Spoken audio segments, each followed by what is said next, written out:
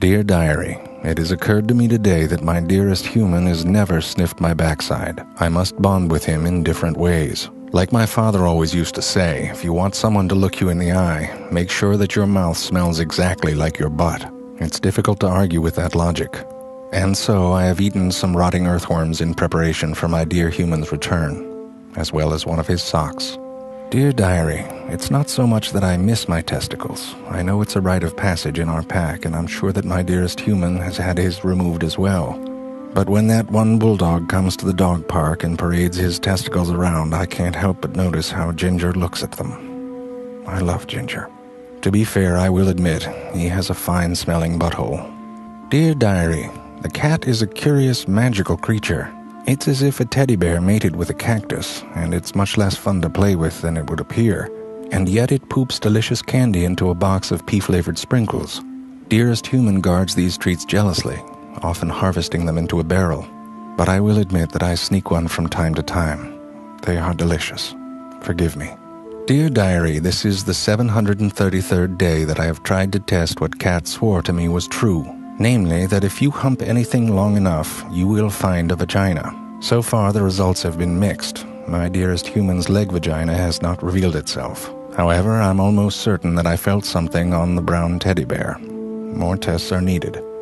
Dear Diary, I have yet to see my dearest human poop anywhere. I suspect he may not know how. I have resolved to try and teach him when we patrol the neighborhood each day in search of men with hats and beards.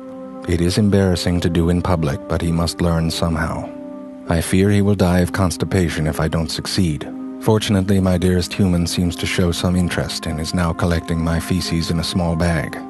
Soon. Dear Diary, I must be more careful when licking my genitals.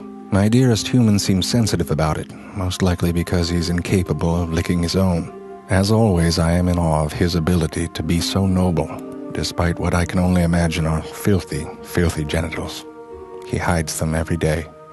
Dear Diary, today I have added a fourth circle to my pre-pooping ritual. As before, the first circle is to verify that I do in fact need to poop.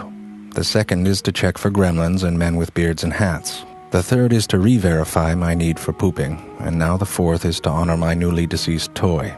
Stuffed llama, rest in peace. I didn't mean to shake your head off. Dear Diary, I told the cat about how my dearest human has promoted me, teaching me to shake so I can participate in his business dealings. However, Cat pointed out that I'm often unaware of what I'm shaking on. For example, when I shook the neighbor's hand this morning, I have no clue what I agreed to. None. Cat says this is how the devil buys souls. I will pee on the bed for comfort. Dear Diary, my dearest human asked me where the ball was when it was clearly in plain sight. I brought it over, and he threw it even farther away, then asked me where it was, and was very happy when I brought it again. Perhaps a metaphor? Dearest human leaves each day, and I am happy when he returns. Wait, maybe he is the ball, and I am dearest human. This is too much. I must pee on the bed.